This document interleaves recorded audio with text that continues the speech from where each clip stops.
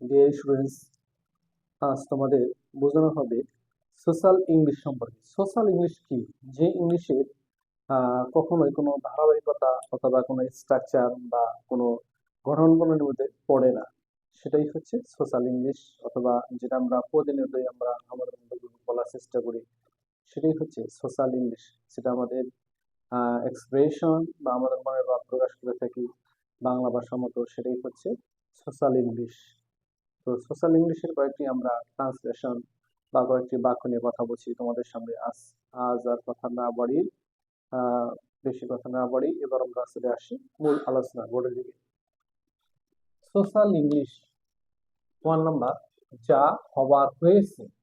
এর ইংরেজি হচ্ছে হোয়াট ইজ ডান। ইজ ডান, যা হবার হয়েছে। তাহলে এটা আমরা স্ট্রাকচার মধ্যে ফেলতে পারি না। তাহলে যা হবার হয়েছে, হোয়াট ইজ ডান ইজ ডান।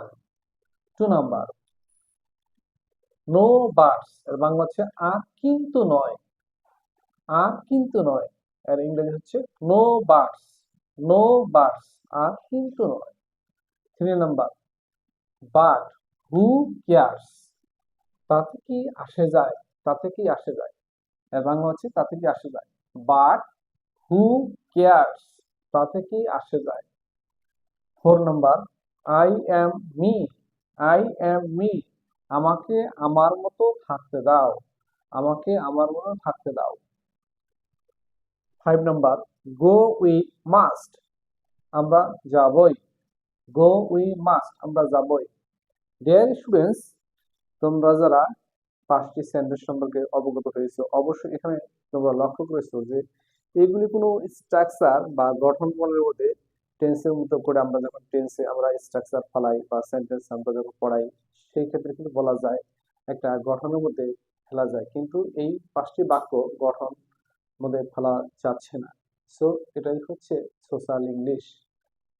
তো এইরকম আরো ট্রান্সলেশন বা এরকম সেন্টেন্স বা এক্সপ্রেশন বা সোশ্যাল ইংলিশ তোমরা যদি শিখতে চাও, জানতে চাও, তাহলে অবশ্যই আমার ভিডিও জুড়ে থাকার চেষ্টা করো। ক্যামেরায় অবশ্যই তোমরা চোখ রাখো। ইনশাআল্লাহ আরো সুন্দর সুন্দর আমরা এক্সপ্রেশন অথবা সোশ্যাল ইংলিশ নিয়ে আসবো তোমাদের সামনে।